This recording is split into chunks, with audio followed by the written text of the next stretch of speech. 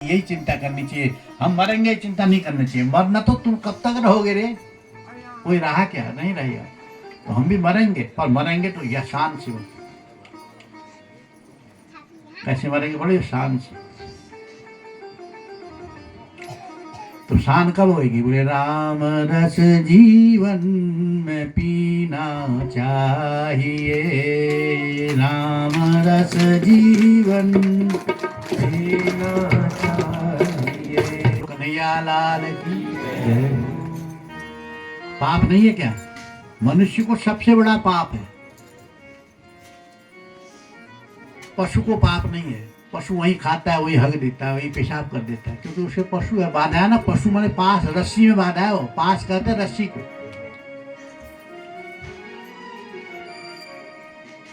तो पास में बंधा हुआ व्यक्ति, उसको पाप नहीं। मनुष्य को बहुत पाप है।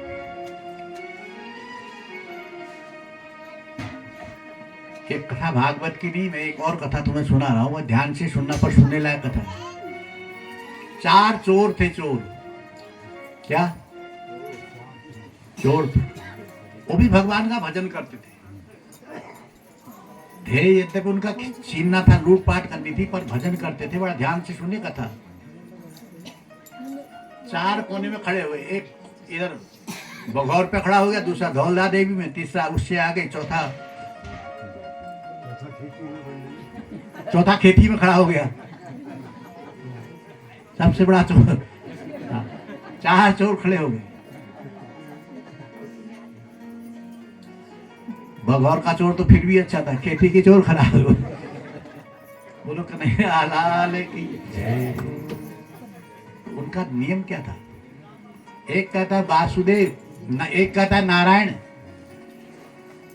पहला चोर कहता है बोले नर आ रहा है, मनुष्य आ रहा है कोई।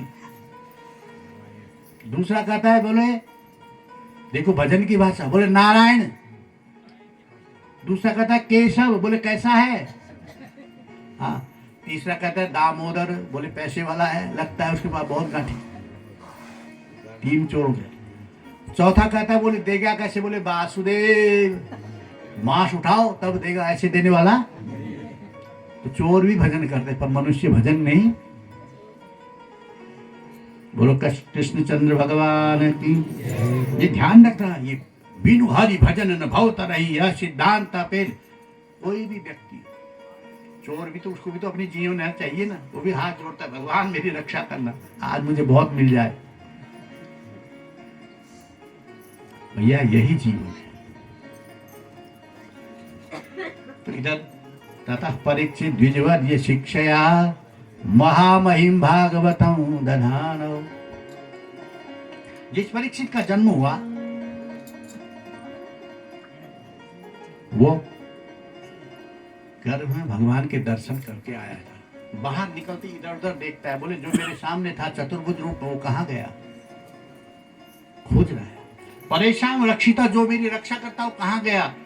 क्योंकि इसलिए उनका नाम रख दिया परीक्षित, जो परीक्षा कर रहा है। बोले कौन अपना कौन पर आया, यही तो जीव है ना।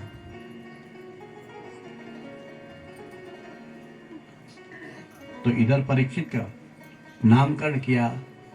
और अर्जुन उस समय द्वारिका में थे, कुछ समय लौट के आए। आज विचार करते हैं, एक समय ऐसा था, मैं सारे ब्रह्मांड को जिनकी कृपा से जीता, 18 अक्षोहिणी सेना को गौ के खुर के समान मैंने जीता। वो मेरा बल कहाँ गया। भगवान ने मुझे थोड़ा सा काम दिया था, बड़े बूढ़ों को और बच्चों को लेकर द्वारिका से मथुरा चले जाना, और रास्ते में मैं उनकी रक्षा नहीं कर सका। बड़ा दुखी हुआ, सिर नीचे करके आया है। और आज परीक्षित ने मन में विचार किया, बोले बड़ा भाई जब घर में हो तो छोटा भाई बाहर से आए तो प्रणाम करना चाहिए, ये नियम है।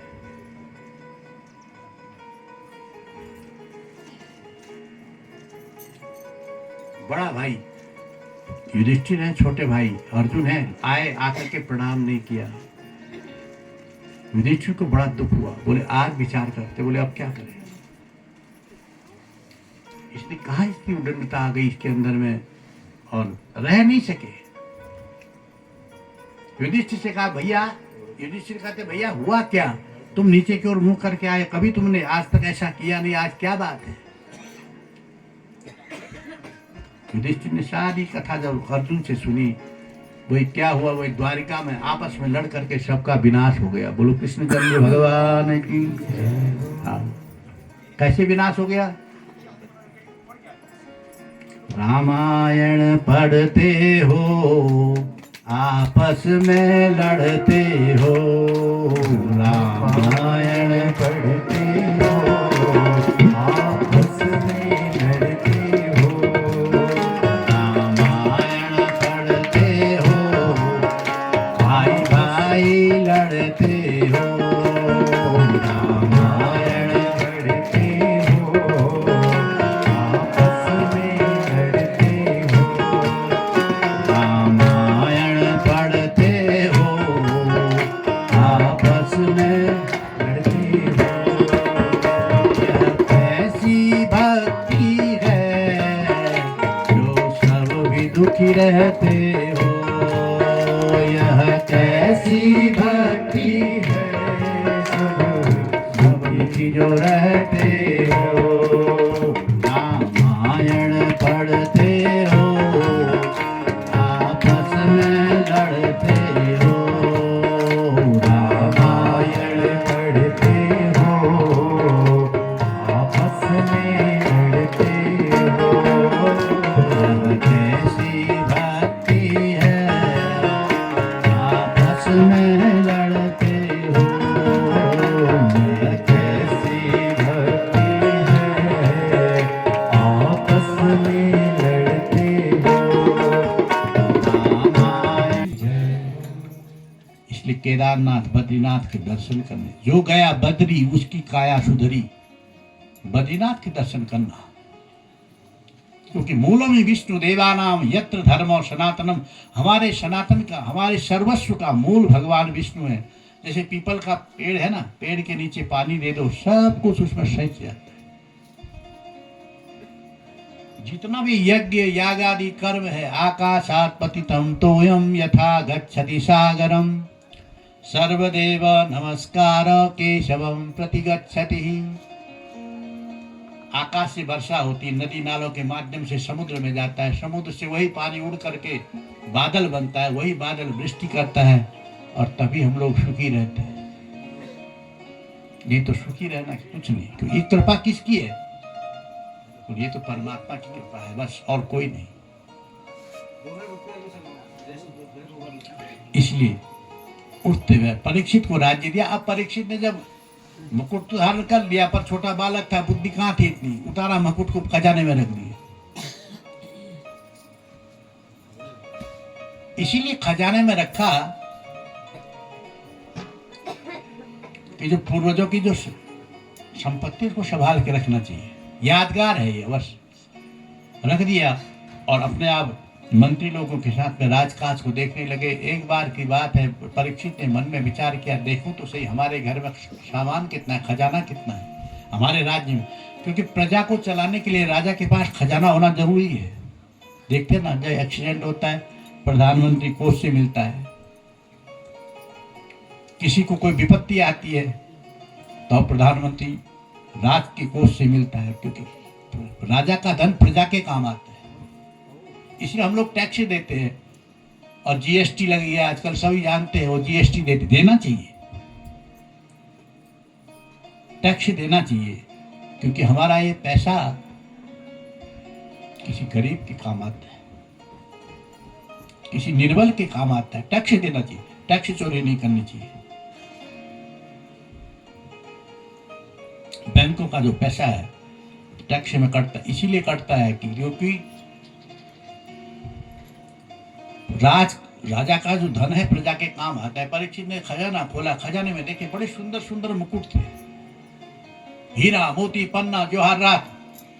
एक सुंदर सा बड़ा मुकुट उठाया, उसको झाड़ा झाड़ा, उसकी चमक बढ़ गई, उसको अपने सिर पर रख लिया। बुद्धि बिगड़ गई, बोले आज हम हेड़ा खेलने जाएंगे, शिकार करने जाएंगे।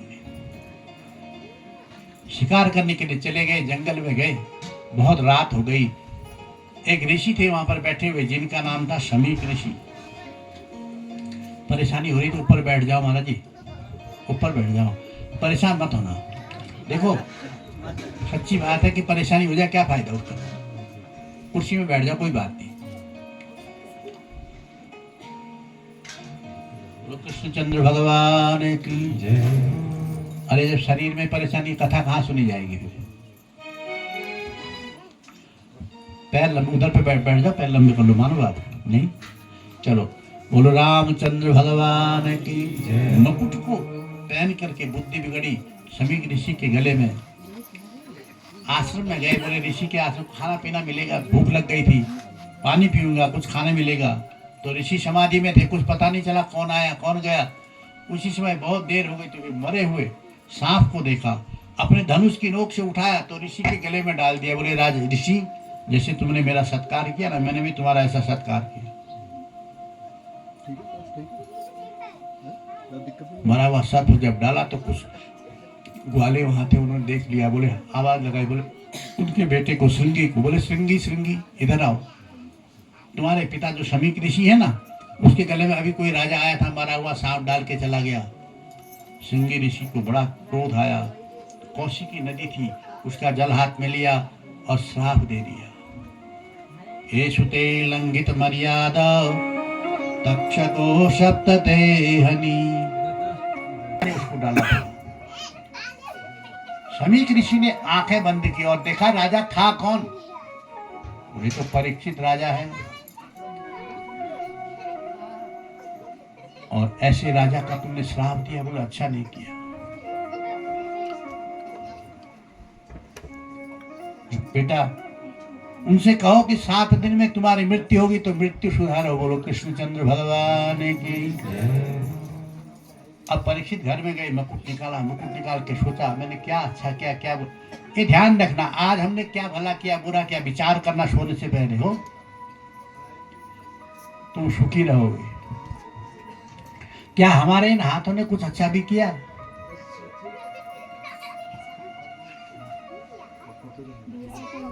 नहीं। तो दुखी होना, अच्छा किया तो खुश भी मत होना। बोले प्रभु तेरी कृपा, तूने कुछ कराया।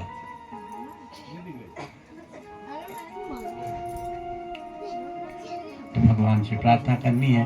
परीक्षित ने भी यही किया, मुकुट निकाला, हाथ मुंह धोया तो सोचा मैंने क्या अच्छा किया क्या बुरा किया। बोले अच्छा तो कुछ नहीं किया, बुरा बड़ा जरूर किया। क्या किया? ऋषि के गले में, समाधिस्थ ऋषि के गले में सर्प की माला डाली। मेरे हाथ कट क्यों नहीं गए, गिर क्यों नहीं गए?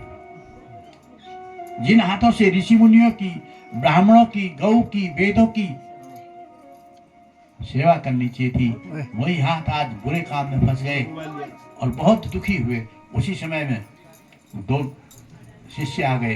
तो ऋषियों ने देखा, मुनियों ने, इतने बड़े सम्राट भारतवर्ष के, उन्होंने जब सब कुछ छोड़ के चले गए तो अत्रि वशिष्ठश्च वनश्च गौतमो मेधातिथि देवलो देवरात चलिए रामस्य गाधी सुत रेणुकादि जित पिप्पलादि व्यास पाराशरश्च। अपनी मृत्यु कैसे सुधारते हैं?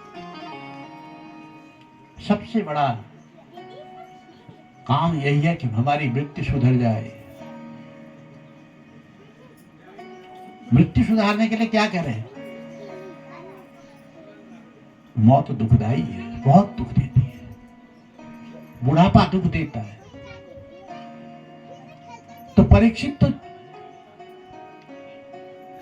चले गए छोड़ करके, ऋषि मुनि उन्हें देखने के लिए गए तो वहां पर लिखा है तत्रा भवत भगवान व्यास पुत्र। व्यास जी के पुत्र जो थे सुखदेव जी वहां पर आ गए। वो कैसे थे? बोले आलिक्ष लिंग निज लाभ तुष्ट व्रतस्त्रिवाले रवधूत देश। केवल एक कॉफिन मात्र पहना हुआ है, घुंघरा रे बाल है, सुंदर सुंदर शरीर था, तो लोग समझते हुए पागल आ गया है। बच्चे पत्थर मारते हैं, धूल उड़ाते हैं, इतने सुंदर है कि लोग उनकी ओर देखे रहते हैं। सुखदेव जी चले गए, उनको कोई पता नहीं है। कोई पत्थर मारे अपने लिए, कोई धूल मारे अपने, कोई गाली दे अपने लिए, कोई आशीर्वाद दे अपने लिए। गीता में भगवान कहते हैं सुख दुखे समे कृत्वा लाभा लाभो जया जया। सुख दुखे समे कृत्वा लाभा लाभो जया जया। तस्माद् उत्तिष्ठ कौन्तेय युद्धाय कृत निश्चय। ये सुख दुख किसी के खरीदे हुए नहीं है। आज सुख है तो कल दुख हो जा सकता है, कल दुख है था तो आज सुख भी आ जाता है, ऐसी बात नहीं है। इसलिए हमें अपना कर्तव्य, अपना धर्म नहीं छोड़ना चाहिए। आलक्षलिंग निज लाभ तुष्ट मृतस्त्रिबालेर अवधूत वेश। अब जब वहां पर गए जहां पर परीक्षित ऋषियों के साथ बैठे थे, सब लोग खड़े हो गए। उनकी अवस्था 16 वर्ष की थी। तो सबने हाथ जोड़े, उनको कुछ ऊंचा सिंहासन दिया और हाथ जोड़ करके प्रश्न उनसे प्रश्न करते हैं। अतः पृच्छामि संसिद्धि योगिनां परमं गुरु। हे योगियों के परम गुरु, ये कृपा करके बताओ जिसकी मृत्यु नजदीक आई हो उसे क्या करना चाहिए। यत् श्रोतव्यम अथम जाप्यम यत् कर्तव्यम निमि प्रभो भजनीयम ब्रूहि मम मे कथ्यताम इति सर्वशः। मनुष्य डरता है तो मरने से डरता है। कहता है तू भरे जीरे जागरे तोर भला जगला खुजे जालू। कहता है मर जाए तू उठा मछली लट्ठू उठा लो। मरना कोई नहीं चाहता, कोई चाहता है? कोई नहीं चाहता मरना। मनुष्य डरता है तो मौत से डरता है बस। तो सुखदेव जी हंस रहे हैं, कितना अच्छा प्रश्न किया। बलियाने अब द्वितीय स्कंद भागवत का प्रारंभ हो रहा है ऐसे। तो सुखदेव जी ने कहा राजन तुमने बहुत अच्छा प्रश्न किया। अथ श्रोतव्यम अथम जाप्यम अथ कर्तव्यम निमि प्रभो। क्या करना चाहिए, क्या जापना चाहिए, क्या भजना चाहिए, क्या नहीं बोलना चाहिए, क्या बोलना चाहिए, यही तो जीवन है। अगर जो मनुष्य इसे समझ जाए, वो समझ जाए उसका भागवत सफल हो गया है, कथा सुननी सफल है।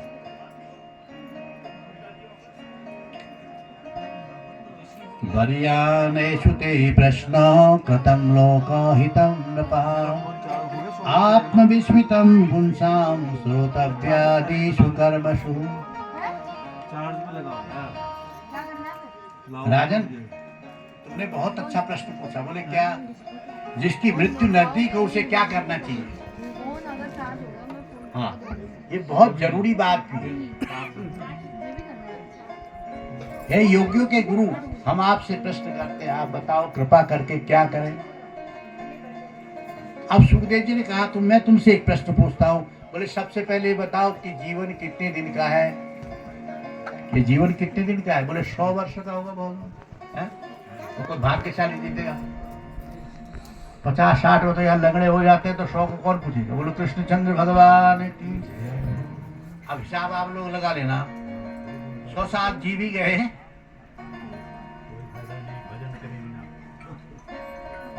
क्या रात सोने में चली गई, दिन कमाने खाने में ही चली गई, तो कितना रहा? जहां से हुए वहीं पर चले गए। और क्या करना। राजन जीना उसी का जीना सफल है जो जिसने अपने जीवन में कुछ किया है। तो यहाँ पर योग की भी शिक्षा देते हैं। योग सबसे पहले सीधे बैठना चाहिए। ये कमर सीधी होती नहीं, तकिया भी चाहिए, दीवार भी चाहिए, कुर्सी भी चाहिए। क्यों? ये रीढ़ की हड्डी है ही नहीं काम की। बोलो कन्हैया आला। आसन साधे भोजन साधे साधे प्राणायाम। आसन साधे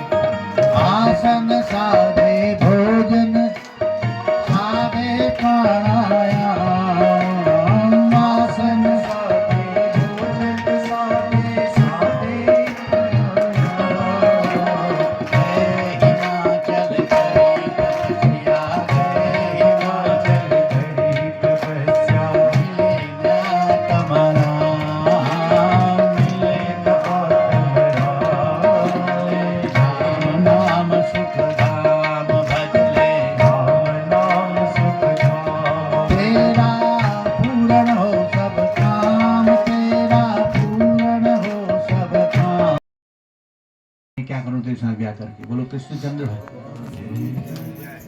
सीधे बोल देती है, क्या करना तेरे साथ ब्याह करके?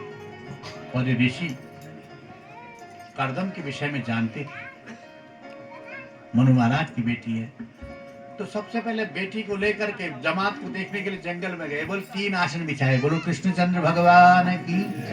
हाँ, परीक्षा लेनी चाहिए सबकी, बिना सोचे विचारे विवाह नहीं। आजकल ठीक भी है ऐसे, ये भी पहले बोस, पहले जिसके साथ जीना है उसको समझ लो। ऐसा तो ना हो रात को शराब पी करके दुनिया होता हुड़दंग मचाए, कमाए कुछ नहीं, क्या करोगे फिर? पहले होश में आओ, ठीक है? पहले सोच, भेद ले लो पूरा। बोलो कृष्णचंद्र भगवान की। पर ये ऋषि मनु महाराज की बेटी है, इन्होंने मनु महाराज ने 3 आसन बिछाए। ससुर भी है और सासू भी है और बेटी भी है। बड़ी धर्म संकट है यहाँ पर, ध्यान रखना। परीक्षा कर रहे हैं कैसे। 3 आसन बिछाए, मनु महाराज बैठ गए, शत्रुपा बैठ गई, और इधर देवभूति ने कहा पति आसन बिछाए, पत्नी को नहीं बैठना चाहिए है? तो पति का अपमान भी नहीं करना चाहिए, क्या करे? वो समझदार बेटी थी, उसने कहा मैं आसन में तो नहीं बैठूंगी, पर दाया हाथ रख दिया। बोलो कृष्णचंद्र भगवान की। मनु महाराज समझ, यहाँ पर मनुष्य समझ, कर्दम ऋषि समझ गए। बोले बेटी तो समझदार है, क्योंकि मेरा बिछाए हुए आसन में नहीं बैठी है और सम्मान भी मेरा किया है। तो ब्रह्मा जी, मनु महाराज ने कहा मेरी बेटी आपसे विवाह करना चाहती है। तो बोली कुछ नहीं, नीचे की ओर सिर करके चुप हो गई।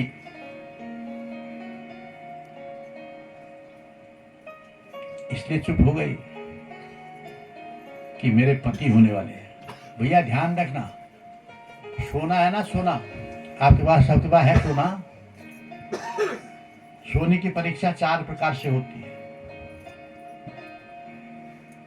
जब इतना बड़ा सोने का वो ले जाओगे ना आप, सोनार उसको जला देता है एकदम नली पे लगा के, फिर पीटता है, फिर घिसता है। बोले देखो हमने इसको सोना दिया, इसने क्या हाल करे, इसके काला हो जाता है वो थोड़ी देर, फिर घिसता है, फिर घिस करके फिर उसे साफ करता है। असली सोना होगा तो कहेगा क्या बनाना चाहते हो, नकली होगा तो कहेगा ले जाओ। बोलो कृष्णचंद्र भगवान की। यथा चतुर्भी पुरुषम परीक्षते। 4 प्रकार से पुरुष की परीक्षा होती है, 4 प्रकार से सोने की परीक्षा भी होती है। जैसे सोने को जलाया जाता है, तपाया जाता है, घिसा जाता है, पीटा जाता है, ऐसे पुरुष को भी देख लेना चाहिए। बोले श्रुतेन शीलेन गुणेन कर्मणा। इसका शिष्टाचार कैसा है? शीलेन, इसके अंदर कोई शीलता है कि नहीं, सहन शक्ति है कि नहीं? गुण, इसके अंदर क्या गुण है, क्या अवगुण है, ये देख लेना। श्रुतेन शीलेन गुणेन कर्मणा। ये कथा है केवल सुनने के लिए नहीं है, कहानी नहीं है, ये तो जीवन को बनाने की विधि है। बोलो कृष्णचंद्र भगवान की। तो मनु महाराज ने जब देखा बोले ऋषि से, ऋषिवर मेरी बेटी आपसे विवाह करना चाहती है। कर्दम ऋषि कहते हैं मैं भी चाहता हूँ विवाह करना, पर मेरी एक शर्त है, इसका बेटा हो गया, बेटी हो जाएगी तो मैं घर से चला जाऊंगा। इसको मंजूर है तो विवाह का हो जाएगा। मनु महाराज ने पूछा बेटा क्या करना चाहती हो? देवभूति कुछ नहीं बोली। इसलिए नहीं बोली, वो जानती है प्रभाव ऋषि का कि तपस्वी है, कि तपबल से सधरहि मही भारा, तपबल से सधरहि मही, तपबल शंभु करहि संधारा, तपबल शंभु करहि संधारा, तपबल से सधरहि मही भारा, तपबल से सधरहि मही भारा, तपबल शंभु करहि संधारा, तपबल शंभु करहि संधारा।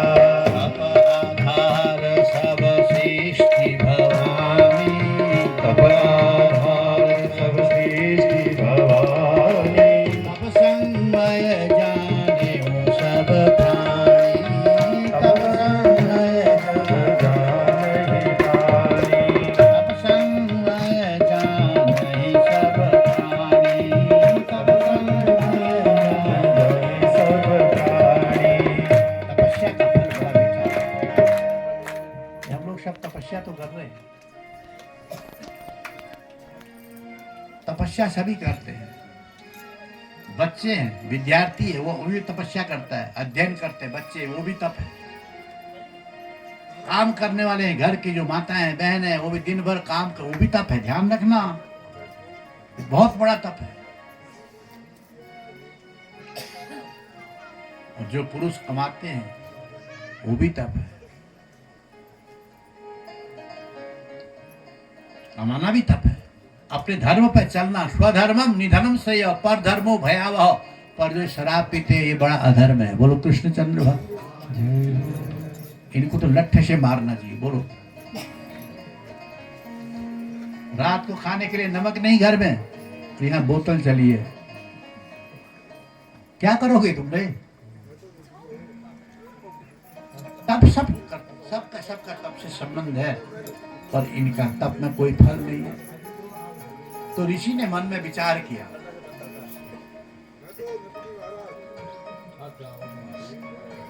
कर्दम ऋषि विचार कर रहे हैं, विवाह तो होगा, पर विवाह में शर्त भी है कि एक बेटा बेटी हो जाए, चले जाऊंगा। यहाँ पर जो है देवभूति बड़ी समझदार है, राजपुत्री है। कभी नहीं कहा अपने मुंह से मुझे इला करके दो, कभी नहीं।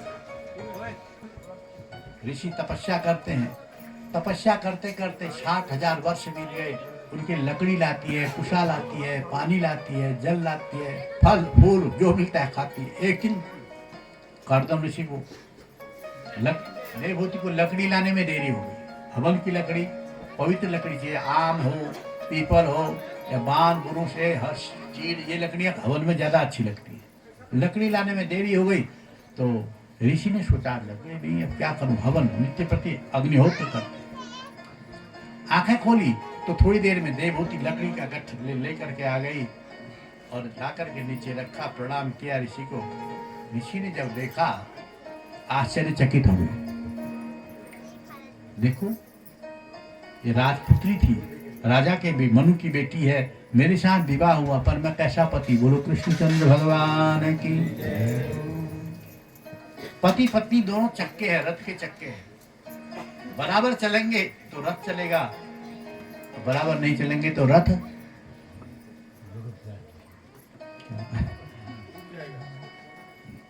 क्या पत्नी का ही धर्म है कि पति की सेवा करे? पति को भी तो कुछ चाहिए करना है। आज बड़ी ग्लानि हुई मन में, इसलिए ग्लानि हुई, ये राजपुत्री मेरे पास में, इसका विवाह हुआ, मैंने क्या किया? और रोए थे बहुत, पर तपस्या करते करते। जहाँ ईशबगोल की भूसी मिलती है, बिंदु सरोवर रोड गुजरात में है, आज भी है वो। बोलो कृष्णचंद्र भगवान की। बिंदु सरोवर, वही उसी रोड का नाम पड़ा, क्योंकि यहाँ पर ऋषि कर्दम जी रोए थे और रोग से समुद्र बूंद तालाब बन गया। तो देवभूति से कहा, एक काम करो, अब राजपुत्री है, मुझे पता है विवाह मेरा आपके साथ हुआ है, पर आप इस सरोवर में स्नान करो। जैसे ही सरोवर में स्नान किया तो अब तो 60 साल कैसा शरीर हो गया, 60,000 वर्ष तक कृष्ण शरीर हो गया। शरीर में केवल बाल ही रह गए सिर के, और मुंह तो अंदर चला गया, सब धस गया। तो कहा कि स्नान करो। जो स्नान किया तो इतना सुंदर शरीर हो गया कि जैसे अभी भवन से आई है। बोले एक बार स्नान, दूसरा स्नान करो। दूसरे डुबकी लगाई तो गंगा, यमुना, गोदावरी, सरस्वती सब खड़ी हो गई। कोई तेल लेकर के, कोई कंगा लेकर के, कोई श्रृंगार का सामान लेकर, कोई वस्त्र लेकर के। दूसरी डुबकी लगाई। बोले तुम कौन? बोले हम गंगादी नदियां हैं। बोले क्यों आई हो? बोले आपकी सेवा के लिए आई है। बोले मैंने तो ऐसा कुछ नहीं कहा किसी। ऐसी कहते चलो इनको रहने दो, तीसरी डुबकी लगाओ। अब तीसरी डुबकी जब लगाई तो सुंदर कामक नाम का एक विमान प्रकट हुआ। बोलो कृष्णचंद्र भगवान की। ये विमान कैसा है? इसके अंदर संपूर्ण रत्न है और जैसा चाहो वैसा मिलता है। देवभूति से कहा तुम विमान में बैठो। जैसे विमान में बैठी तो बोले क्या चाहती हो? बोले महाराज यही चाहते हैं कि दुनिया में देखना चाहते हैं। मैंने कुछ नहीं देखा। बोले कहाँ देखना चाहती हो? बोले देवताओं के लोक में।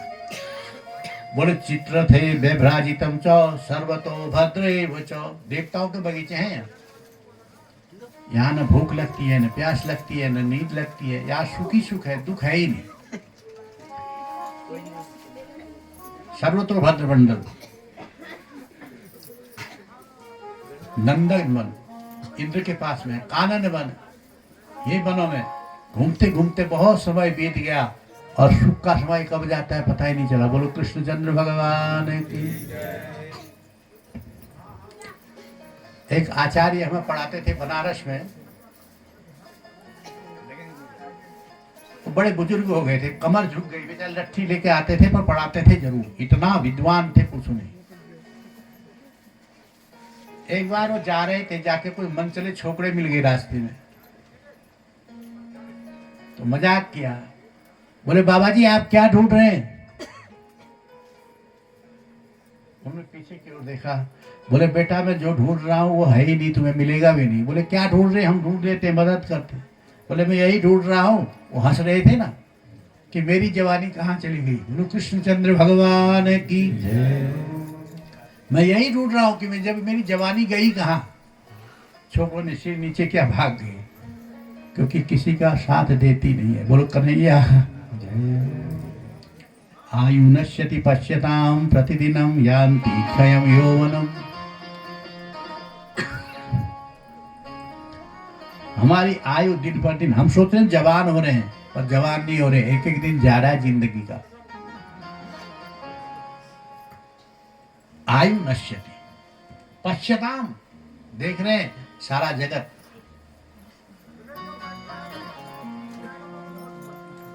प्रतिदिनम यान्ति क्षयम यौवनम, हमारी जवानी कहाँ गई, हमारा बुढ़ापा कैसे आ गया, यही दुख का कारण है। और घूमते घूमते 9 बेटियां भी पैदा हो गई कामक विमान में। और जब तपस्या कर रही थी, भगवान ने स्वयं कहा कि मैं तुम्हारे घर में कपिल देव के रूप में अवतार लूंगा। तो आज ये विश्वास देवभूति को है। 9 बेटी जब हो गई तो हो इन विषय विराग। बोलो कन्हैया लाल की। ये विषयों से कभी विराग नहीं होता। कभी आपको खुजली हुई क्या? खुजली हो जाती ना, खुजलाते खुजलाते खून आ जाता है और फिर भी खुजलाने से मन भरता। ऐसे ही ये विषय है भैया। नए दिन नई इच्छा प्राप्त होती है, नए दिन नए विचार आते हैं, इनसे मन भरता नहीं है और हमारा कल्याण होता नहीं। बोलो कन्हैया लाल की। इसलिए भगवान गीता में कहते हैं विषया विनिवर्तन्ते निराहारस्य देहिनो रसवर्जो रसप्यस्व। इस संसार के जो रस है ना, दुख देते हैं। विषयों के बाद मन में ग्लानि होती है, दान के बाद यज्ञ के बाद मन में प्रसन्नता होती है। यही धर्म है।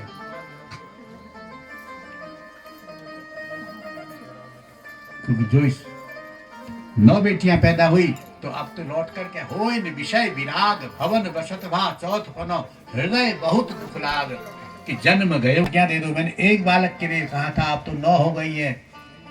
देवटी ने हाथ पकड़ा, बोला खबरदार 9 बेटियां, इनका विवाह कौन करेगा? इनका विवाह करो पहले। उसी समय कर्दम ऋषि ने अत्रि अनसुईया इनका सबका विवाह ऋषियों के साथ में कर दिया। 9 बेटियों का विवाह हुआ। इधर कपिल देव का जन्म,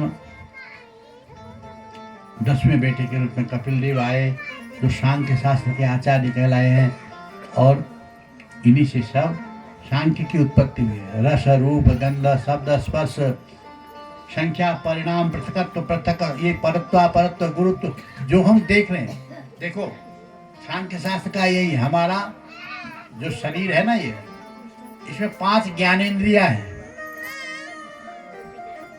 ज्ञान किससे होता है? बोले आंखों से, कान से, नाक से, जीभ से। 5 ज्ञानेंद्रियां हैं और 5 ही कर्मेंद्रियां हैं। हाथ पैर गुदा लिंग उपस्थ, ये 5 कर्मेंद्रियां हैं, ये काम करती हैं।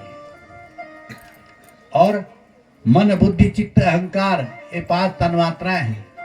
और पृथ्वी जल अग्नि वायु आकाश, ये 5 तत्व हैं। और इन्हीं 24 तत्वों से शरीर का निर्माण हुआ है। ये शरीर कैसा है ये आपको सबको पता है। 9 दरवाजे हैं इसके। और कैसे है?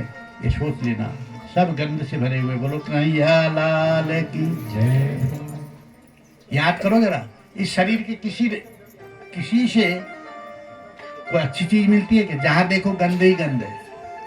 और इस शरीर को पाकर के हम कितना फूला समाये, मेरा जैसा कोई नहीं। बोले कि हम कौन है? इदम शरीरं कौन्तेय, ये तो भगवान की कृपा है।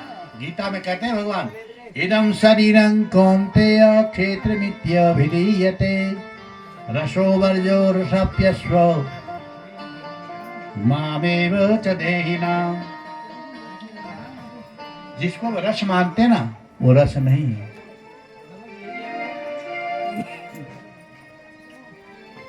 खेती है, बरसात हो गई, फसल अच्छी हो गई, नहीं तो गई। तो ऐसा ही शरीर है भैया, इस शरीर को पा करके मान नहीं करना।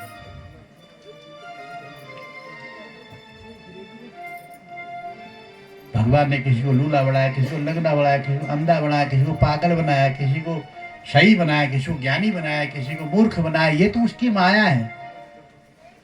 इसलिए उसे हाथ जोड़ना, प्रार्थना करना, तेरी माया का पाया नहीं पार, मायापति तू ही जाने। तेरी माया का पाया नहीं पार, मायापति तू जाने। तेरी माया का पाया नहीं पार, मायापति तू ही जाने। तेरी माया का पाया नहीं पार, मायापति तू ही जाने। ये काटने वाले को दंड मिलता है, और जो कट रहा है वो खुशबू दे रहा है, और जो काट रहा है उसको दंड। बस सोचो, यही स्वर्ग, यही, बाहर जाने की जरूरत ही नहीं है। तो भैया संचिंतित भगवतः चरणारविंदम। अब करना क्या है ये बताया, भगवान का ध्यान करना, भगवान के चरणों का ध्यान करना। भगवान के चरणों में 4 चिन्ह है, वज्र, अंकुश, ध्वजा। अनेक जन्मों के पाप ताप संताप को काट देती है। इसलिए भगवान के चरणों का ध्यान करना। संचिंतित भगवतः चरणारविंदम वज्रांकुशध्वज सरोरुहलांछनाढ्यम उत्तुंग रक्त विलसन नख चक्रवाल ज्योत्स्ना विराजित महत हृदयांधकारम। उन चरणों का ध्यान करते करते हमारे अंतःकरण का जो अंधकार है वो मिट जाता है। इसलिए भगवान के चरणों का ध्यान बताया। और भगवान की आरती करनी है तो कैसे करना है? बोले 2 बार चरणों की आरती होती है, 3 बार नाभि की आरती होती है। भगवान की नाभि मनोहर है, जैसे जमुना जी की भंवर ऐसे भगवान की नाभि है। 2 बार चरणों की आरती, 3 बार नाभि की आरती और 4 बार मुख की आरती। भगवान के मुख विचित्र है। रामचंद्र मुख चंद्र छवि लोचन चारु चकोर करत पान सादर सकल प्रेम प्रमोदन थोर। जब भगवान अयोध्या में जनकपुर में गए ना, जनकपुर में पहले माताएं एकदम सामने नहीं आती थी, अपने छतों से देख रही है राम जी को। तो राम जी जैसा सुंदर कोई नहीं है, कन्हैया जैसा सुंदर कोई है ही नहीं जगत में, ये दोनों एक है। तो राम जी को देख करके फूल फेंकती है ऊपर से। क्यों? कहीं राम जी ऐसी कृपा कर दे कि फूल कहां से आ रहे हैं, हम उनका मुंहमंडल देख ले बस। रामचंद्र मुख चंद्र छवि लोचन चारु चकोर करत पान सादर सकल प्रेम प्रमोदन थोर। इसलिए भगवान का मुखमंडल का दर्शन करना चाहिए। और माता का ध्यान भी मुख से करना चाहिए। दुर्गा जी का ध्यान करो, सीता जी का ध्यान करो, राधा जी का ध्यान करो, मुंह से करना चाहिए, पैरों की ओर। भगवान का ध्यान करो चरणों से, मुंह की ओर 7 बार आरती करते हैं। भगवान के शरीर में 7 लोक हैं, भूर भुव स्व मह जन तप सत्य। सत्यलोक तक सिर है, और उस सत्यलोक में जाकर के भगवान का विकट स्वरूप हम दर्शन करते हैं। बोलो कृष्णचंद्र भगवान की जय हो।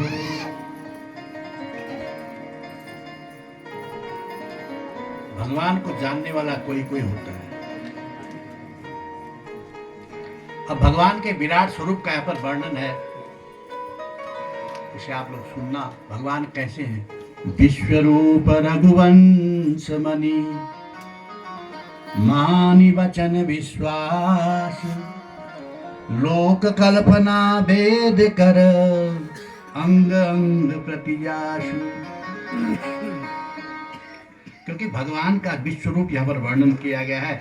भगवान के पैर पाताल लोक है, शीश सत्यलोक है, और अंग अंग भगवान के संसार में। भ्रकुटी विलास, जिनके भ्रकुटी टेढ़ी मात्र होने से पृथ्वी में प्रलय हो जाता है, भूकंप आ जाता है। भ्रकुटी विलास भयंकर काला, और काल उनके भयंकर, उसे भयंकर काल है। नयन दिवाकर, भगवान के दो नेत्र हैं, एक सूर्य एक चंद्रमा है, ध्यान रखना। ये कोई सूर्य भगवान और नहीं है, ये भगवान का विराट स्वरूप है। नयन दिवाकर कच घन माला, जासु घ्राण अश्वनी कुमारा, निशियर दिविश विनिवेश अपारा। श्रवण दिशा, 10 दिशा है, भगवान सुनते हैं 10 दिशाओं में कहीं भी। श्रवण दिशा 10 वेद बखानी, मारुत श्वास निगम निज बानी। मारुत कहते भगवान, जो हवा चलती है भगवान के श्वास है। निगम निज बानी, वेद उनकी वाणी है। और अधर लोभ जम दशन कराला,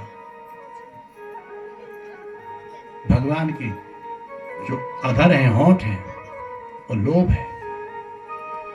दशन कराला, उसके अंदर रहने वाले जो दांत है वो कराल काल है, क्योंकि दांत सबको पीस जाते हैं। बोलो कृष्णचंद्र भगवान की जय। देखो ये दांत कितने बदमाश है, मैं आपको बताऊं। जिह्वा तो बेचारे जहां दर्द होता है बार बार वहां सलाहने के लिए जाती है। बोलो कष्ट तो कुछ नहीं है, बार बार, पर ये उसी को काट देते हैं, बार बार जीव को भी काट देते हैं, किसी को नहीं काटते। इसलिए माया हास बाहु दिखपाला। तो यहाँ पर आनन अनल अंबुपति जिह्वा, उत्पत्ति पालन प्रलय सनिया, रोम राज अष्टादशी भारा। जितने भी भगवान के रूप हैं, पेड़ पौधे नदियां हैं, और यही परमात्मा का विश्व रूप है। अग्नि वरुण शशांक प्रजापतिस्त्वं प्रपितामहश्च, नमो नमस्तेषु सहस्रकृत्वा पुनश्च भूयोऽपि नमो नमस्ते। हे परमात्मा, हम आपको बार बार नमस्कार करते हैं। तो कपिल देव ने माता को बताया कि माँ, अगर मुझे प्राप्त करना हो तो सबसे पहले मेरे चरणों का ध्यान करो, बुरे आदमी का संग परित्याग करो, सज्जनों का संग करो, और मन में दया रखो। अहिंसा सर्वभूतेषु, किसी को मारना मत, अहिंसा रखना। बोले भैया हिंसा सबसे बड़ा पाप है। अब यहाँ पर कहानी है, बुरा मत मानना, सही बात है। बकरी पाती खात है, बोलो बकरी पाती, बकरी पाती वाकी काढ़े खाल वाकी। और जो बकरी को खात है, जो बकरी, उनके कैसे हाल, उनके। बकरी पाती खात है, वाकी काढ़े खाल। और जो रोज बकरी को खात है, उनके, या समझ जाना, ध्यान रखना। जहां तक भगवान ने बहुत चीज दी है, मटन खाओ, पनीर खाओ, फल खाओ, फूल खाओ, दूध पियो, दही खाओ, घी खाओ, पर वो हजम नहीं होता। बोलो हजम नहीं होगा, अगर यहाँ हो भी गया तो आगे नहीं होगा। बोलो कन्हैया लाल की। वो रिपोर्ट लिखी गई है थाने में, ध्यान रखना, बचो। इसलिए माँ, अहिंसा परमो धर्म, अहिंसा परम तपः, द्वारा करुण बना है राणो पर सरल આપણો કર્મ હામે દેખાવ દે કોઈ બંધ राम राम भैया यही जीवन है। बोलो कृष्णचंद्र भगवान की माँ जीवन में यही चाहिए। मेरा आश्रय ले, मेरे पे विश्वास करे, अहिंसा रहित रहे और अभक्ष का भोजन न करे, और वो मुझे प्यारा है। मम गुण गाव, बोलो रामचरितमानस की चौपाई है। मैं नहीं कहता भाई, मैं ये मजाक करने हंसी करने नहीं बैठा हूँ, क्योंकि भागवत है। मम भगवान स्वयं करे, मम गुण गावत पुलक शरीरा, मम गुण गावत पुलक शरीरा, मम गुण गावत पुलक शरीरा, पुलक शरीरा, गद गद गिरा नयन बहनीरा, गद गद गिरा नयन बहनीरा, मम गुण गावत पुलक शरीरा, मम गुण गावत शरीरा,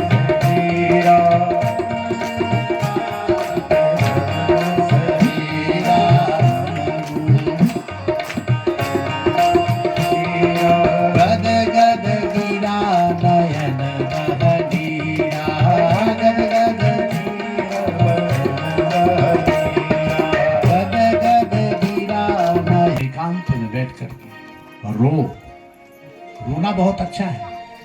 रोने से मन हल्का हो जाता है। रो ऊपर कहाँ रो, उसके चरणों में बैठ करके रो। दुनिया के आगे मत रोना। दुनिया के आगे रोगे तो तुम्हारी खैर नहीं। चौराहे पे लेके खड़ी करके हंसेंगे तुमसे। दुनिया के आगे मत रोना। बोले किसके आगे रो? बोले दयानिधि के आगे रोना। मम गुण गावत पुलक शरीरा, मम गुण गावत पुलक शरीरा, गद गद गिरा नयन बहनीरा, गद गद गिरा बहनीरा। उससे मन भी हल्का होगा, और जिसके लिए रो रहे हो ना वो भी रो जाएगा। हाय, क्योंकि मीराबाई यही तो करती थी, और क्या करती थी? पायो जी मैंने राम रतन धन पायो, रोती थी। क्या नहीं किया? सासू ने, पति ने, संसार ने क्या दुख दिया? बोले दुख देने वाले अच्छे हैं, बोले दुख सहन करने वाले उससे भी अच्छे हैं। तो माता को यही उपदेश दिया माँ कि संचिंतित भगवता चरणारविंदम। अगर जीवन सफल करना है, कुछ करना है, तो भाई आपकी इच्छा, नहीं करना है तो आपकी इच्छा। और इसलिए मेरा जो आश्रय लेके चलता है ना, उसकी मैं अनेक प्रकार की विपदाओं को टालता हूं। बोले क्या? उसके आगे खड़ा रहता हूं हाथ जोड़ करके। वो जैसा कहता है मैं ऐसा कर देता हूं, और वो जैसा सोचता है। ये 9 सिद्धियां हैं, अणिमा, महिमा, लघिमा, प्राप्ति, प्रकाम्य, पराकाष्ठा और पराभव। ये 9 सिद्धियां मैं उसे प्रदान करता हूँ। 9 प्रकार की सिद्धि उसे मिल जाती है। वो जैसा कहेगा वैसा हो जाता है, वो जैसा चाहेगा वही होएगा। इसलिए मेरे आश्रय लेकर के संत लोग, ज्ञानी लोग मुझे छोड़ करके और किसी पर विश्वास नहीं करते हैं, और मैं ही उनका सहारा हूँ। इसीलिए कहते कि मम गुण गावत पुलक शरीरा, मम गुण गावत पुलक शरीरा,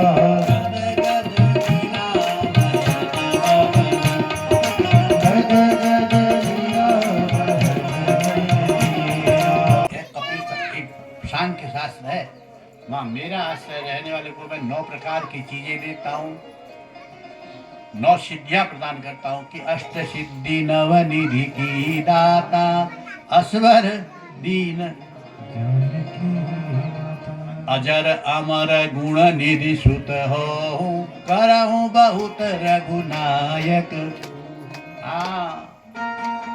ये परमात्मा कृपा करता है तब मिलती है, सब जगह नहीं। बहुनाम जन्म नामन्ते ज्ञानवान माम प्रपद्यते, वासुदेव सर्वमिति समहात्मास्तु दुर्लभम। सब जो बैकुंठ चले जाएंगे तो वहां तो जगह भी नहीं रहेगी। इसलिए हजारों में से एक महात्मा मुझे प्राप्त करता है और मेरे स्वरूप को जानता है, मेरे गुण लीलाओं को जान करके मेरे धाम में आता है।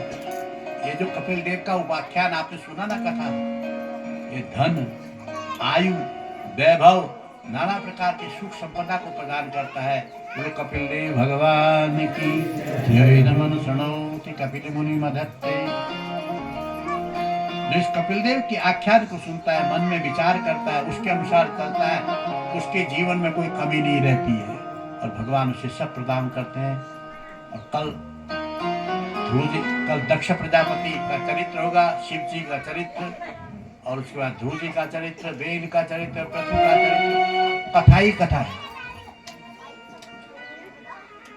और कल की जो कथा होगी वो प्रहलाद चरित्र तक जाएंगे। कल तीसरा दिन हो जाता है, परसों चौथा दिन हो जाता है।